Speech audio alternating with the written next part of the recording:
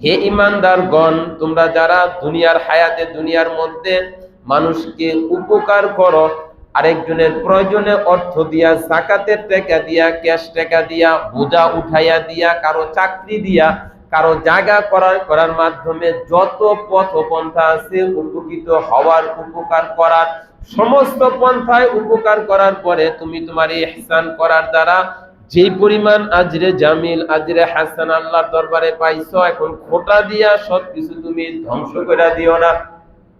যেটা হয় কি হয় না? কি বলেন ভাই, হয় কি হয় না? হয় অনেক সময়।